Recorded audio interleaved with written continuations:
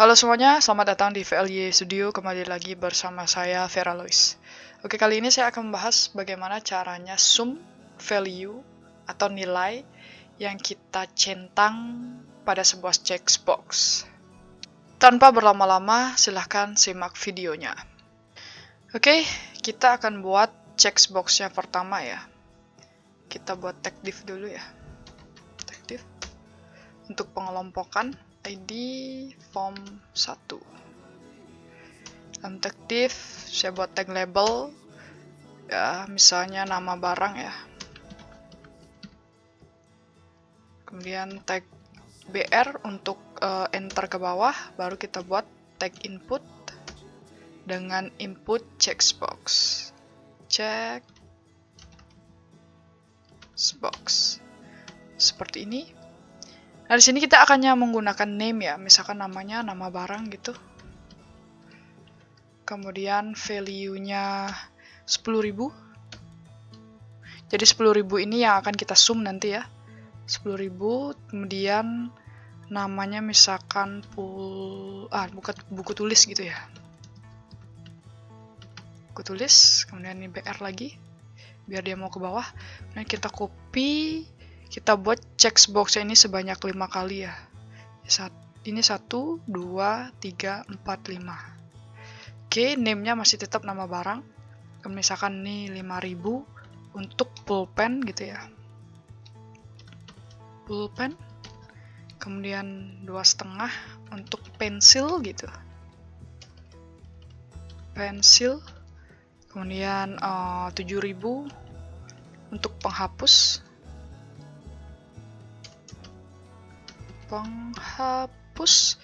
Dan 15.000 untuk pensil warna gitu misalnya. Pensil warna. Kemudian di sini di bawah tag div tutup saya akan tambahkan input text untuk hasil sumnya. Misalkan total jumlah gitu nama name-nya ya. Oke, seperti ini. Nah, codingan tersebut kalau dijalankan seperti ini ya hasilnya. Oke. Jadi ini berupa checkbox, nama barangnya, buku tulis, pulpen, pensil, penghapus, pensil warna, dan lain sebagainya. Nah, dan yang paling bawah ini adalah hasil sumnya nanti. Jadi ketika klik atau centang buku tulis, dia akan menampilkan berapa harga buku tulis. Kalau dicentang buku tulis dan pulpen, maka dia akan melakukan sum antara nilai buku tulis dan pulpen. Seperti itu. Nanti hasil sumnya di sini ya, di dalam input teksnya ini. Oke, selanjutnya kita akan menambahkan sebuah event ya di masing-masing input checkbox-nya. Nah, di sini kita akan menggunakan event yang namanya onClick. Nama functionnya misalnya sum jumlah gitu ya. Seperti ini. Lalu di luar tag body ini kita akan tambahkan script ya, tag script ya. Kemudian di dalamnya tambahkan function namanya tadi ya, sum jumlah yang tadi, yang di dalam event onClick-nya. Kita tanpa argumen. Nah, selanjutnya kita akan deklarasikan sebuah nama variabel ya. Nama variabelnya adalah nama barang. Kita samain aja dengan nama name dari checkbox-nya. Kemudian sama dengan dokumen get element by name aja ya, tagnya dihapus seperti ini. Get elements by name, kemudian nama barang. Titik koma. Kemudian kita akan deklarasikan sebuah variabel namanya total jumlah gitu ya, dengan nilai 0. Jadi ini fungsinya total jumlah ini akan, kalau misalkan checkbox-nya tidak ada yang dicentang, berarti nilai dari name atau input name total jumlah ini akan bernilai 0, seperti itu. Nah, selanjutnya karena checkbox ini kan dia datanya berupa array ya, jadi kita di sini akan melakukan sebuah perulangan atau for ya, for perulangan ya. For, kemudian kurung buka, kurung tutup, kemudian kurung buka, di enter. Kemudian var i di dalam kurungnya var i, sama dengan 0, titik koma, kemudian I lebih besar nama variabel barang, kemudian length.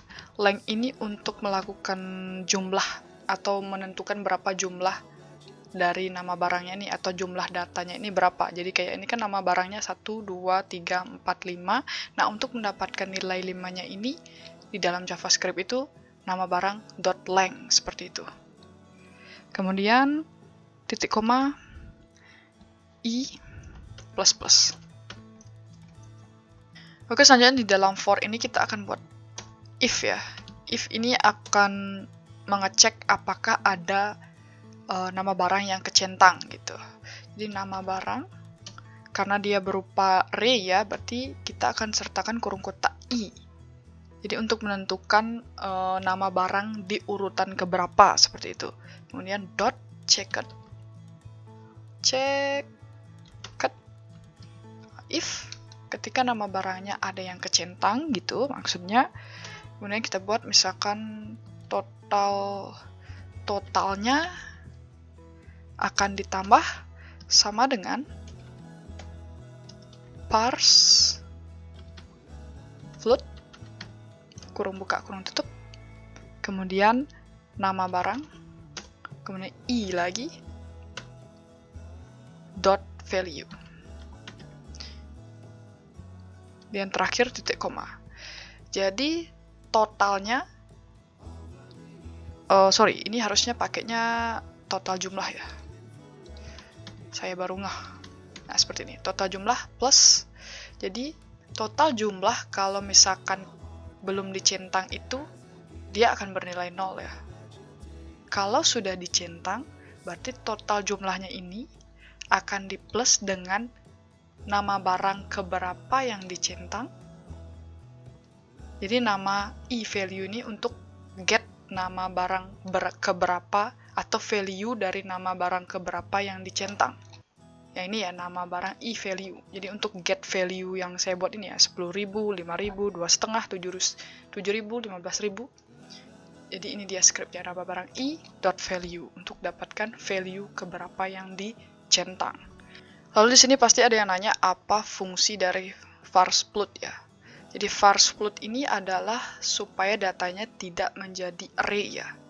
Jadi parse float ini membuat datanya menjadi satu secara berurutan. Jadi misalkan gini, misalkan kalau tanpa parse float ini, saya centang buku tulis yang value-nya 10.000. Jadi dia akan menghasilkan value 10.000. Tapi jika saya centang buku tulis dan pulpen, dia akan menghasilkan nilai 10.000 dan 5.000. Tetapi kalau saya pakai parse float, jika saya centang pertama 10.000, dia akan menghasilkan nilai 10.000. Jika saya centang pulpen, dia hanya akan menghasilkan nilai 5.000. Jadi buku tulisnya itu tidak di print lagi atau tidak ditampilkan lagi seperti itu.